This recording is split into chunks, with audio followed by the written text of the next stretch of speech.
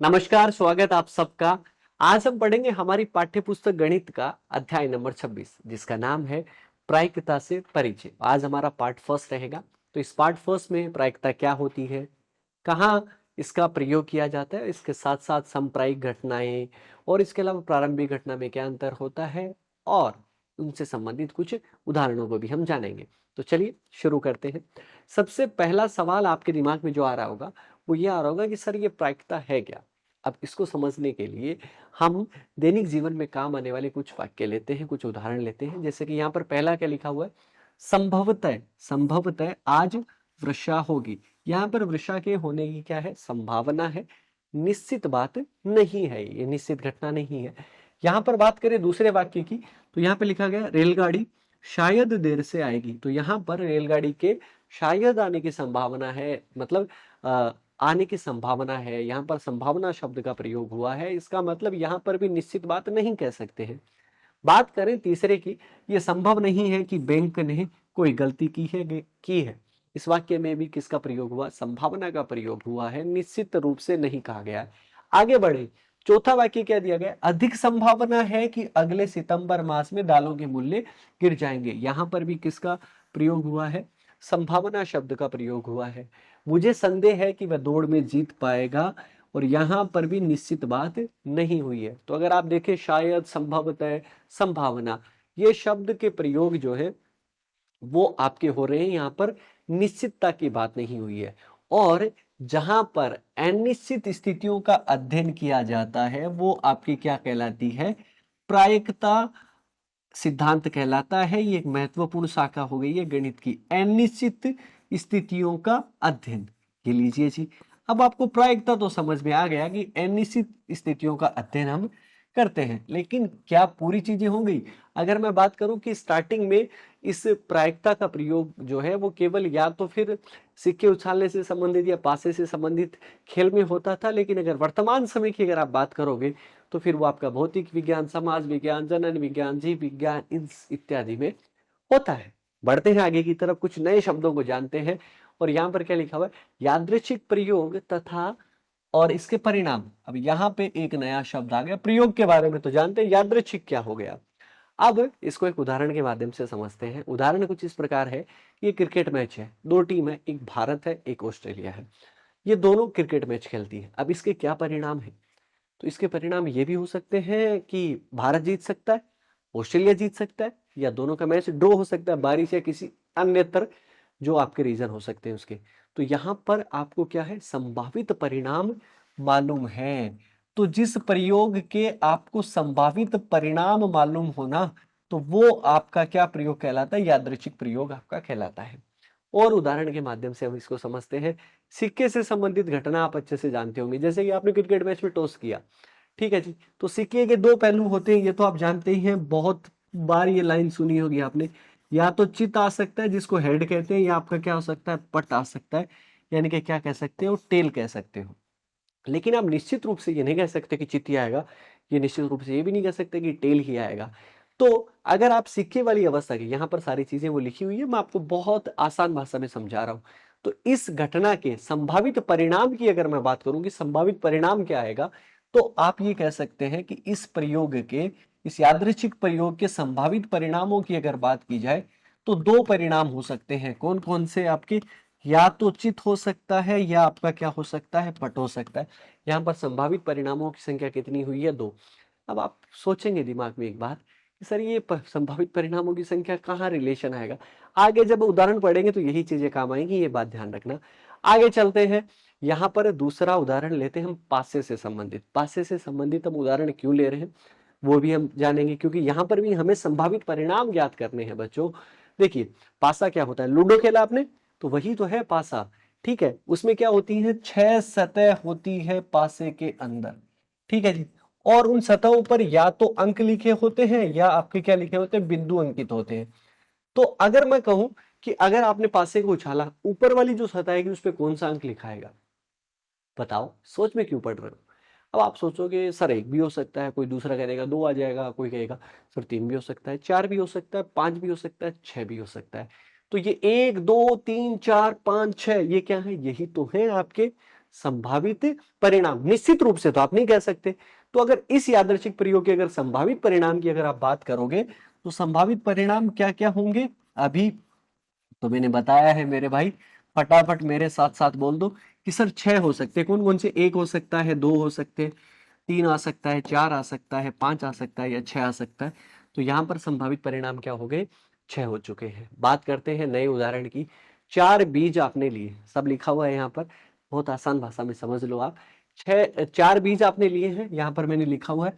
4 बीज को आपने बोया, उनके अंकुरित होने की अगर मैं इस यादृच्छिक प्रयोग की अगर संभावना की अगर बात करूं तो आप क्या हो सकता है? वो ऐसा हो सकता है कि चारों बीज में से कोई भी आपका बीज नहीं अंकुरित हो सकता है 1 हो जाए, हो सकता है 2 हो जाए, हो सकता है 3 हो जाए, हो सकता है आपके 4 बीज हो जाए। तो यहां पर अगर संभावित परिणाम की अगर मैं बात करूंगा तो क्या होगा? संभावित परिणाम का यहाँ पर 0 भी काम में आएगा। हो सकता है कि कोई भी नहीं हो सकता है 1 हो जाए, 2 हो जाए, 3 हो जाए, 4 हो जाए। कुल संभावित परिणाम अगर देखेंगे तो यहाँ पर कितने हो जाएंगे? 5 हो जाएंगे। तो ये संभावित परिणामों की कहां पर अपन करेंगे? अब उनका प्रयोग करेंगे यहां पर। कैसे?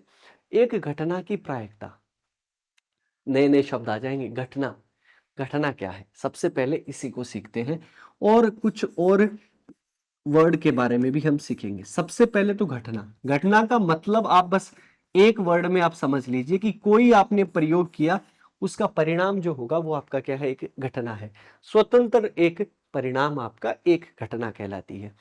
अब यहां पर मैं एक वर्ड और लिख रहा हूं जो कि आपके काम आएगा आगे। समप्रायिक घटनाएं, समप्रायिक घटनाएं आपकी कौन सी होती है? दो दो घटनाएं जो समान संभावना की हो। जैसे कि आप सिक्का उछालो, और सिक्का अगर आपने उछाला तो चित भी आ सकता है, पट भी आ सकता है। तो ये समान संभावना है चित या पट के आने की। तो ये क्या कहलाती है? आपकी समप्रायिक घटनाएं आपकी कहलाती हैं। और एक वर्ड और मैं आपका लिख देता हूं, वो आपका क्या है? प्रारंभिक घटना। प्रारंभिक घटना तो वो आपकी कौन सी होती है कि ऐसा प्रयोग जिसका केवल एक ही परिणाम हो। जैसे कि आपने सिक्का उछाला, ठीक है जी, उसका परिणाम, दो सिक्का उछाला, उसका रिजल्ट जो आएगा वो आपकी क्या हो जाएगी? घटना हो जाएगी। लेकिन बच्चों अगर आप उछालोगे तो या तो चित आएगा या पट आएगा, तो एक ही ना। तो जिसकी एक ही परिणाम हो वो आपकी क्या कहलाती है? प्रारंभिक घटना कहलाती है।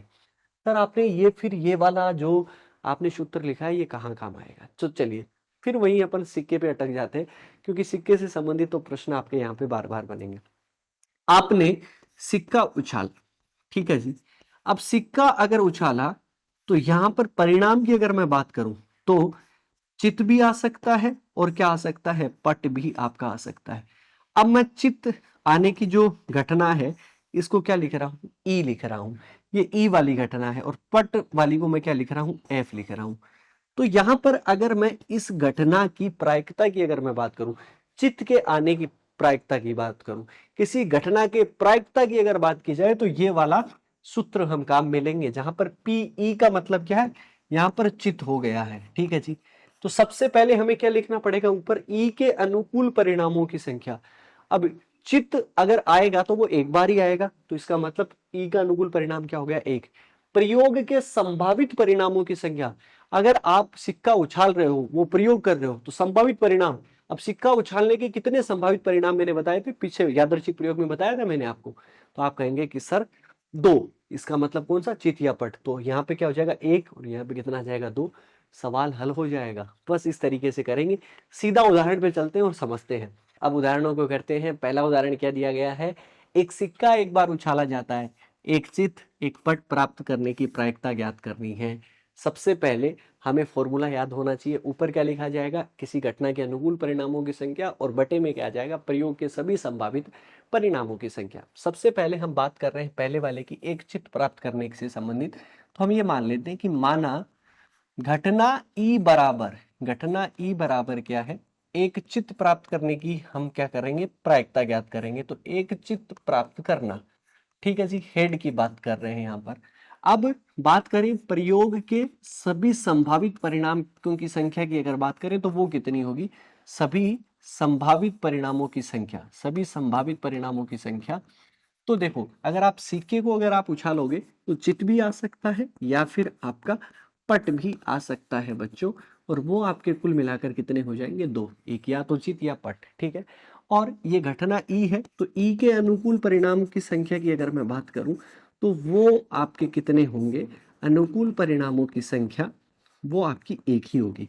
अब आप सोचेंगे सर एक क्यों होगी? तो बच्चों देखो, अगर आपने सिक्के को उछाला, ठीक है, तो आपका चित आएगा तो वो एक बार ही तो आएगा। अगर वो आता है तो अनुकूल मतलब उसके अनुसार अगर आया तो वही किया आया। अब आपका पी ई कह दीजिए या पी चित कह दीजिए, क्योंकि हम प्रायिकता चित वाले की निकाल रहे हैं। तो फॉर्मूला क्या था कि ई के अनुकूल परिणामों की संख्या, घटना ई ही है ये यहाँ पर, तो ई के अनुकूल परिणामों की संख्या बटे में आपका क्या आएगा? प्रयोग के सभी संभावित परिणामों की संख्या। बस प्रयोग के सभी संभावित परिणामों की संख्या, और अगर इतना कर देंगे तो सवाल हो जाएगा बच्चों एकदम एक्यूरेट, कोई दिक्कत नहीं आएगी। तो यहाँ पर अनुकूल की अगर मैं बात करूं तो 1 है, और सभी संभावित परिणामों की संख्या की अगर मैं बात करूं तो 2। कितना उत्तर आ गया? 1/2 हो चुका है। ये लीजिए, हो गया आपका काम। आगे की तरफ बढ़ते हैं। क्यों? क्योंकि हमें एक पट निकालने की भी प्रायिकता ज्ञात करनी है इसी आप वाले क्वेश्चन में। तो मान लेते हैं कि माना f बराबर एक पट प्राप्त करना, ये एक घटना हो गई, एक पट प्राप्त करना। अब यहां पर मैं पूरा फॉर्मूला नहीं लिखूंगा, क्योंकि एक बार आप फॉर्मूला मैंने लिख दिया है तो वो समझ जाएंगे आप। सबसे पहले बात करें प्रयोग के सभी संभावित परिणामों की संख्या, यहां पर हम लिख रहे हैं सभी संभावित परिणामों की संख्या।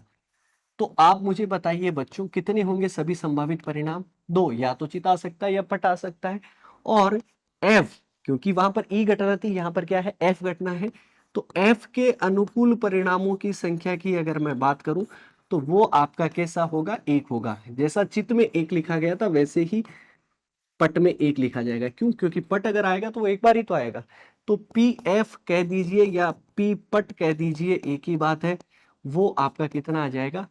सब ऊपर क्या लिखा जाएगा? एफ के अनुकूल। तो एफ के अनुकूल कितना है? 1। और सभी संभावित परिणामों की संख्या कितनी है? 2। दोनों का आंसर की प्रायिकता की अगर मैं बात करूं तो कितना आया?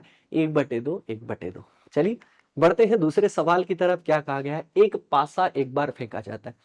पासा अगर फेंका गया तो सभी संभावित परिणाम आपको पता होने चाहिए। कितने होते हैं बच्चों? 6 होते हैं। मैं पहले ही बता दूं, क्योंकि 6 सतह होती है तो कोई सा भी आ सकता है, 1 भी, 2 भी, 3 भी, 4 भी, 5 भी, 6 भी। और संख्या 3 के आने की प्रायिकता क्या है? क्या करते हैं कि माना, सबसे पहले तो घटना मान लेते हैं कि ई बराबर क्या है? घटना ई बराबर, ये देख लीजिएगा, माना घटना ई बराबर क्या है कि संख्या 3 है। संख्या 3 के आने की प्रायिकता हमें निकालनी है।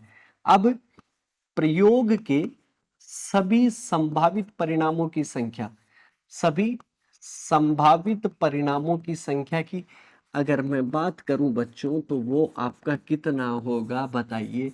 सभी संभावित परिणामों की संख्या आपकी 6 होती है, क्योंकि वहां पर 6 सतह है, कोई भी अंक आ सकता है। और जैसे कि ई घटना है तो वो आपकी ई घटना ही मैं यहाँ पर रख रहा हूँ। ई घटना का मतलब क्या? संख्या 3। तो ई के अनुकूल परिणामों की संख्या की अगर मैं बात करूं तो भैया अगर संख्या 3 आई है तो वो एक बार ही आएगी, तो वो उसका ई के अनुकूल परिणामों की संख्या कितनी होगी? वो 1 होगी। ये लीजिए जी, हो गया अपना काम यहाँ पर। तो बराबर क्या हो जाएगा? 1। तो यहाँ पर P3 लिख रहा हूं, समझ जाइएगा कि संख्या 3 के आने की प्रायिकता है, बराबर आपका क्या हो जाएगा? अनुकूल परिणामों की संख्या 1 बटे सभी संभावित परिणामों की संख्या कितनी होगी? 6। उत्तर कितना हो गया? 1/6 आपका सवाल हो गया। बढ़ते हैं आगे वाले सवाल की तरफ। क्या दिया गया है? 26.3, एक पासा एक बार उछाला जाता है। एक बार उछाला गया, यहाँ पर 3 को छोड़कर अन्य संख्या आने की प्रायिकता हमें ज्ञात करनी है। चलो करते हैं। सबसे पहले हमें क्या करना है कि माना घटना ई बराबर, ये मान लीजिए आप, ये लिख दीजिए, घटना ई बराबर क्या है? 3 को छोड़कर अन्य संख्या, ठीक है ना? 3 को छोड़कर अन्य संख्या की प्रायिकता की हम बात कर रहे हैं, तो ऐसा का ऐसा हम लिख देंगे, 3 को छोड़कर अन्य संख्या। अब आप दो ही चीजें चाहिए, एक तो अनुकूल और एक सभी संभावित। तो सभी संभावित परिणामों की संख्या आप मुझे बताओ। सभी संभावित परिणामों की संख्या। अब 1 भी आ सकता है, 2 भी आ सकता है, 3 भी आ सकता है, 4 भी आ सकता है, 5 भी आ सकता है, 6 भी आ सकता है। तो कुल मिलाकर कितने हो गए? 6 हो गए। अब यहाँ पर अनुकूल की अगर मैं बात करूं, यहाँ पर ई के अनुकूल परिणामों की संख्या, ई के अनुकूल परिणामों की संख्या बताओ आप मुझे। ई बराबर क्या है, 3 को छोड़कर अन्य संख्या की बात की गई है। अब 3 को छोड़कर अन्य संख्या कौन सी हो सकती है, 1 भी हो सकती है, 2 भी हो सकती है, 4 भी हो सकती है, 5 भी हो सकती है, 6 भी हो सकती है। कौन सी, 1 2 4 5 6, यानी कि आप अगर आप बात करेंगे 3 को छोड़ दिया तो कुल अगर अनुकूल परिणामों की संख्या की अगर मैं बात करूं तो वो कितनी हो गई, ये 5 हो गई है। अब यहाँ पर पीई ज्ञात करना चाहते हैं हम, तो अनुकूल परिणामों की संख्या ऊपर लिखा जाएगा, वो कितना है, 5 है, बटे सभी संभावित परिणामों की संख्या कितनी है, 6 है। तो उत्तर कितना हो गया, 5/6। ये लीजिए जी, सवाल आसान है, इजी है, आसानी के साथ में उड़ा सकते हैं। बढ़ते हैं आगे की तरफ।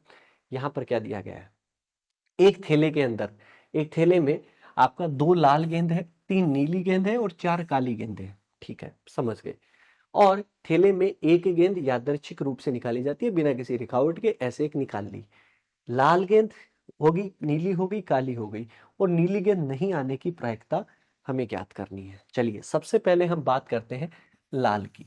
चलिए सबसे पहले घटना ई बराबर मान लेते हैं, मानव घटना ई बराबर, घटना ई बराबर, यहाँ पे अगर आप देखोगे ई बराबर, तो ये आपका क्या है, लाल गेंद का है। ठीक है जी, लाल गेंद की हम प्रायिकता निकालने की बात करते हैं। अब सभी संभावित परिणामों की संख्या की बात करेंगे तो ये आपका पूरा अच्छे से होना चाहिए। सभी संभावित परिणामों की यहां पर मैं बात कर रहा हूं, तो सभी संभावित ही मुझे लिखना चाहिए यहां पर, सभी संभावित परिणामों की संख्या, संभावित परिणामों की संख्या। बच्चों यहां पर एक सीखने वाली चीज है, सभी संभावित कितनी है गेंदें, देखो सबसे पहले आपकी कितनी है, 2 लाल गेंद है, तो 2 लाल गेंद हो गई। ठीक है जी, इसके बाद में क्या है, 3 नीली है, चलिए 3 नीली हो गई, प्लस आपकी कितनी है, 4 काली है, तो 4 काली गेंद है। तो 2 3 5 और 4 आपके कितने हो गए, 9। तो सभी संभावित परिणामों की संख्या कितनी है, 9 है। इसके अलावा तो कोई नई गेंद तो आएगी नहीं, इन्हीं गेंद में से कोई एक गेंद निकलेगी। चलिए समझ गए। अब यहाँ पर अगर मैं बात करूं घटना ई के बराबर, तो ई के अनुकूल की अगर मैं बात करूंगा, ई के अनुकूल संख्या की अगर मैं बात करूं, तो ई के अनुकूल परिणामों की संख्या की आप बात करेंगे यहाँ पर, तो ये समझ में आएगा कि लाल गेंद कितनी है, 2 है। तो 2 तो आपकी अनुकूल हो गई ना, क्योंकि दोनों में से कोई एक लाल आ गई, तो 2 तो है। इसका मतलब ये हुआ कि हमें घटना पीई की, यानी कि पीई का मतलब क्या है यहाँ पर, पी लाल है, ये ध्यान रखिएगा, पी लाल हो गया, तो इसकी प्रायिकता ज्ञात करनी है। तो ई के अनुकूल यानी कि लाल के अनुकूल कितने हैं आपके, 2 हैं। अब बटे सभी संभावित परिणामों की संख्या कितनी हो गई, 9 हो गई, तो इसकी प्रायिकता कितनी हो गई है, 2/9। लेकिन आगे हमें यह भी ज्ञात करना है, नीली है और आपकी कितनी है, काली है। चलिए आगे की बात करते हैं, और एक चौथा भी है आपका, तो आगे वाली स्लाइड पे मैं लेके चलता हूँ आपको। यहाँ पर पूरा ब्लैंक स्लाइड है, समझ में आ जाएगा आपको। अब माना घटना एफ बराबर, एफ बराबर हम क्या मान लेते हैं, एफ बराबर ये आपका क्या हो जाएगा, नीली गेंद। ठीक है जी, तो नीली गेंद के बारे में हम बात करते हैं। प्रयोग के सभी संभावित परिणामों की संख्या की अगर मैं बात करूं, परिणामों की संख्या की अगर मैं यहाँ पे बात करूंगा बच्चों, तो ये आपका कितना होगा, ये आपका 9 होगा, जो कि हम पहले ही पता कर चुके हैं। और नीली गेंद के अनुकूल की अगर मैं बात करूं, यानी कि एफ के अनुकूल, तो एफ के अनुकूल की अगर मैं बात करूंगा, एफ के अनुकूल परिणामों की संख्या, यही बार बार हमें लिखना पड़ेगा और कुछ भी नहीं है बच्चों। तो ये आपका कितना होगा, नीली गेंद आप देखिए, नीली गेंद है 3 आपकी, यहाँ पर देख लीजिए, तो यहाँ पर आपका कितना हो गया है, अनुकूल की बात करें तो 3 हो गया। तो इसका मतलब पी एफ बराबर, एफ बराबर आपका क्या है, नीली है, तो ध्यान रखिएगा पी नीली की अगर मैं बात करूंगा, ये लीजिए पी नीली बराबर, अनुकूल ऊपर लिखा जाता है, बटे संभावित परिणामों की संख्या 3/9, 3/9 को अगर आप काट के लिखोगे तो कितना हो जाएगा, 1/3 हो जाएगा। समझ में आ गया। अब यही चीजें आपको बार बार लिखनी है। चलिए ये तो आपको समझ में आ गया, आगे आगे की तरफ बात कर लेते हैं। ठीक है जी, तीसरे वाले की बात करते हैं, और यहाँ पर तीसरे में अगर मैं बात करूंगा तो पी ई एफ हो गया, तो जी मान लेते हैं, पी जी बराबर क्या है, काली गेंद है। ठीक है, काली गेंद है।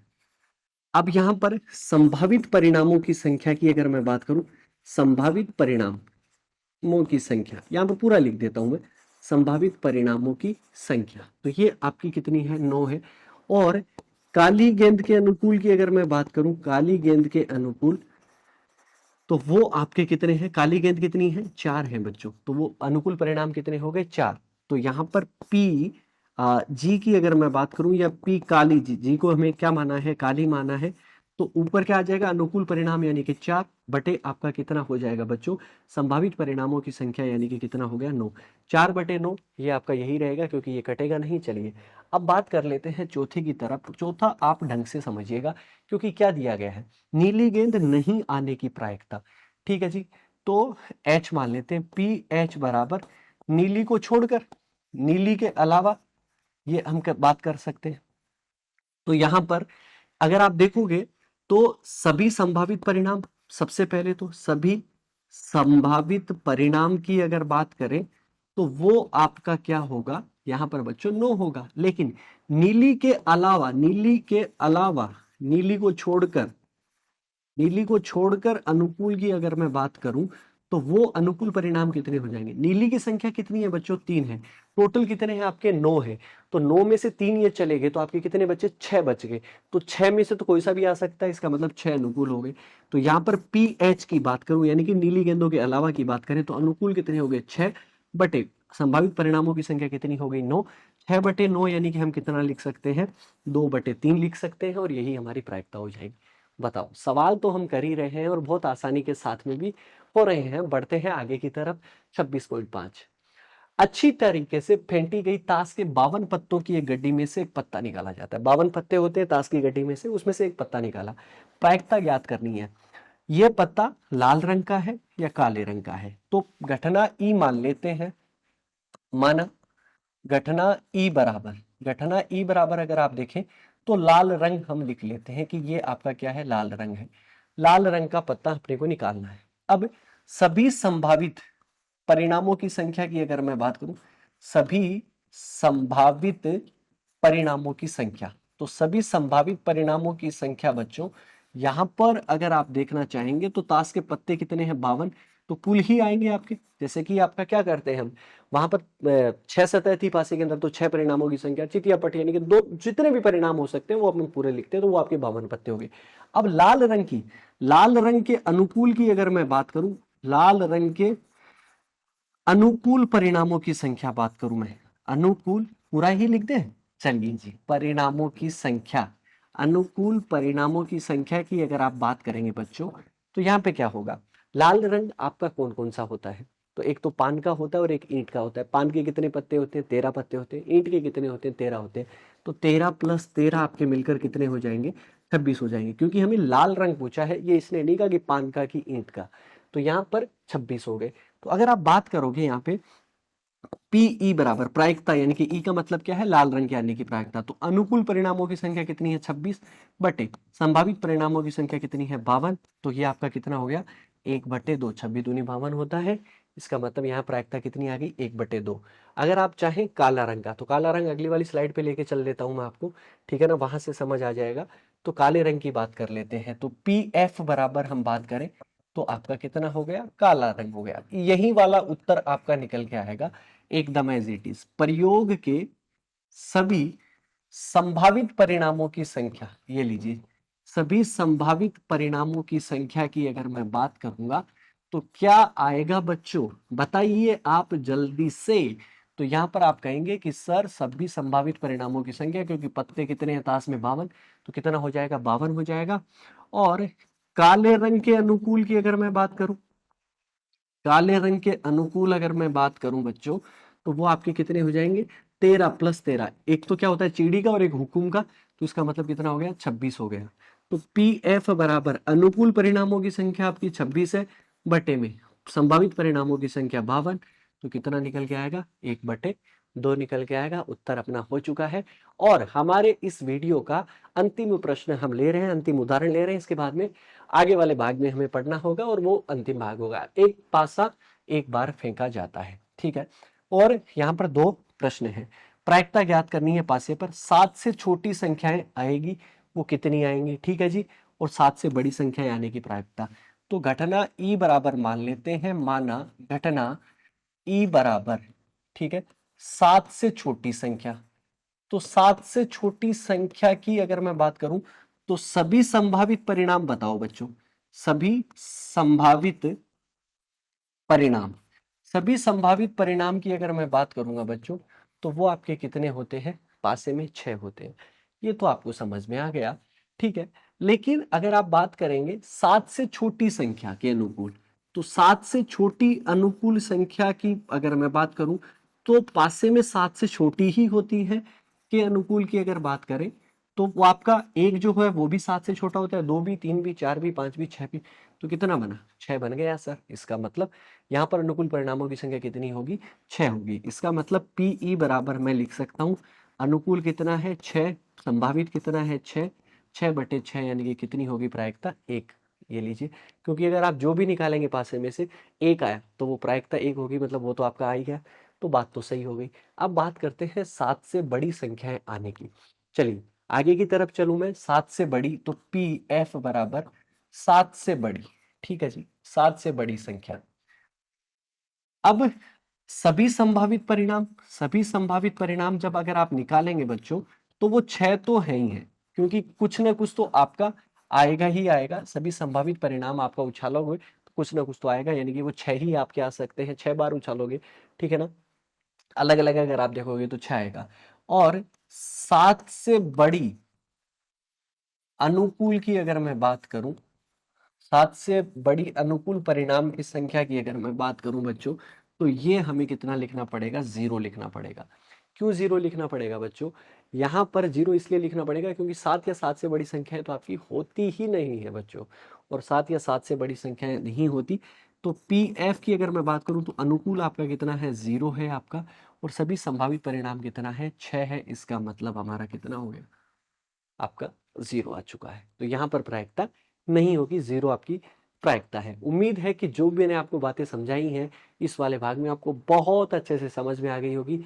मुलाकात होगी आप सबसे अगले भाग में। ख्याल रखिए, सुरक्षित रहिए, धन्यवाद।